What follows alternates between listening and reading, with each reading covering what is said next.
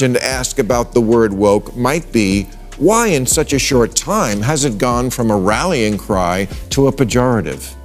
If the word only made you think of rational, deserved causes like teaching a less whitewashed version of American history, AOC would still want to own it. But it's a joke, because it makes you think of people who wake up offended and take orders from Twitter, and their oversensitivity has grown tiresome. Maher blasted the Democratic Party for refusing to face the woke wave that's consumed it over the last decade. He pointed out that this radical wing was a major factor behind their recent election loss, and argued the DNC should have separated itself long ago. Instead, they've chosen to cater to the far-left fringe, burying themselves even deeper politically. His takedown hit like a thunderclap, shaking the entire party. Bragging about being a liberal. There's no liberal Bob Schmohawk as a liberal who wants to enact more liberal policies.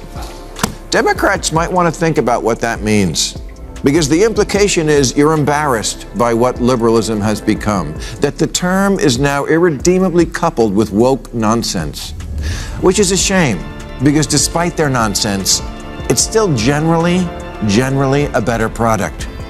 But what does it say about your brand if you don't? Maher ripped into the DNC for constantly acting ashamed of its own identity. He said Democrats keep apologizing for their history instead of embracing it, while Republicans proudly stand by their roots without hesitation. The GOP owns its beliefs. The DNC seems lost in trying to please everyone. Maher's point was sharp. A party that stands for nothing will fall for anything. And in today's polarized climate, that's political suicide. Politics nowadays is identity politics, and yet it seems we found the one thing liberals won't identify as. He paused and drove his point home. Modern liberals, he said, are eager to attach themselves to any fringe cause that signals moral virtue, but when it comes to defending liberalism itself, silence. Instead of standing up for free speech and personal liberty, they've boxed themselves with performative wokeness. They've stopped debating. They cancel, conform, and hide behind slogans. Maher warned, this is exactly why they keep losing. Knew how to win. And he blamed the Democratic losses this November 2nd on stupid wokeness, to which AOC fired back that wokeness is a term almost exclusively used by older people these days. So that should tell you all you need to know. What? This is a term folks like you brought out very recently and had been proudly displaying at every march since. Just last year, The Guardian declared woke the word of our era. I guess they didn't get the memo from the Mean Girls Club. We don't use that emoji anymore. Woke, please, we say fetch now. He reminded viewers how loudly they once shouted the word woke, flaunting it like a medal of moral superiority. But now, as it backfires, they're pretending they never embraced it. The same crowd that weaponized the term is now running from it. Maher nailed the point. If your beliefs can't stand behind their own slogans, the problem isn't the word, it's the ideology itself. Strategy, never missing an opportunity to remind voters how lame and clueless and hopelessly uncool they are, especially since those are the ones who actually vote. But okay, fine. What word would you like us to use for the plainly insane excesses of the left that are not liberalism, but something completely different? Because you can't have that word liberal from us and think it should cover things like canceling Lincoln and teaching third graders they're oppressors. That's all your new thing. Ironically, the same activists who once glorified the word now reject it as offensive, but the ideas remain unchanged. They just dressed up the same absurdities with a new name. Whether it's denying basic biology or prioritizing skin color over skill, the ideology hasn't vanished, just rebranded. As Maher said, changing the label doesn't erase the hypocrisy. One question to ask about the word woke might be, why in such a short time has it gone from a rallying cry to a pejorative? If the word only made you think of rational, deserved causes like teaching a less whitewashed version of American history, AOC would still want to own it. But it's a joke, because it makes you think of people who wake up offended and take orders from Twitter, and their oversensitivity has grown tired. He slammed their constant outrage, always searching for something, anything, to be offended by. If the president doesn't offer a target, they'll dig through history to find one. And when they do, they don't just criticize, they erase. Statues, books, and icons fall to their moral purges. Maher mocked this fragility, calling it regression, not progress.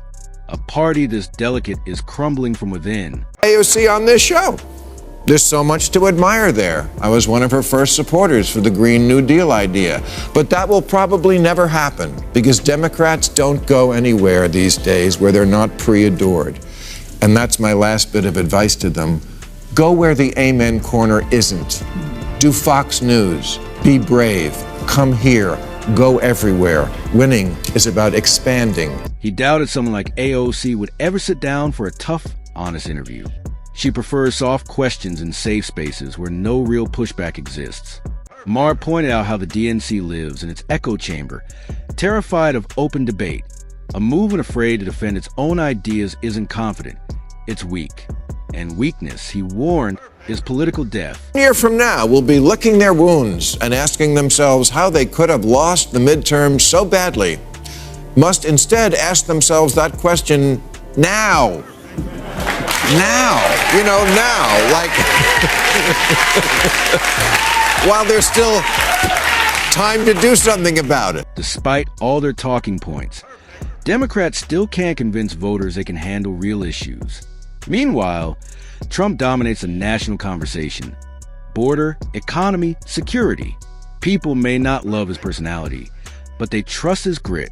Democrats keep offering slogans while he offers blunt answers. That's why their message isn't landing. When I suggested the Democrats need a messaging czar, she offered me the job. Well, you need a messaging czar in your party. And do you think it should be you? Amy, I'm flattered. But after careful consideration, I must decline. The hours it would take me away from home would make it very difficult on my family.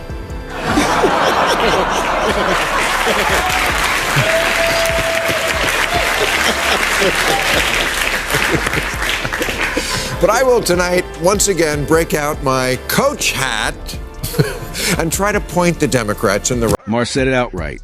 The DNC's messaging is chaos. No one could even remember Kamala Harris's core pitch during 2024. It was scattered, shallow, and desperate to appease the fringe left. He argued they need someone who can speak to working families and middle America in plain language, because hashtags don't win elections. Clear, strong messaging does. I think this country is full of dumb white people, but in our democracy, dumb white people make up a substantial portion of the vote. The median voter is a white person in their 50s who didn't go to college, their favorite TV show is NCIS, and their pronouns are what? I don't know what the fuck you're talking about, and get away from me.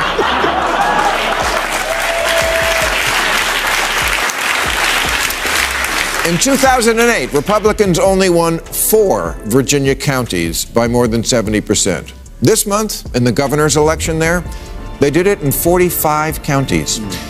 And this is what a lot of Democrats were told was the reason for that. Glenn Youngkin's win proves white ignorance is a powerful weapon. Racism still works in Virginia. It's not the messaging, folks. This country simply still loves. He then torched their obsession with shifting blame. Every loss is someone else's fault. Conservatives, corporations, society, but never their own. Instead of self-reflection, they doubled down on the same tired narratives. Maher made it clear. Until Democrats own their failures, they'll keep bleeding trust and votes. What is vote Democrat because white people suck?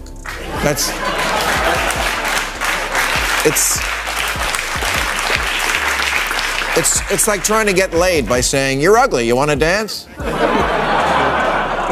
You're alienating a whole lot of people, particularly whites without a college degree, which is most of them, in a country that's still 70% white.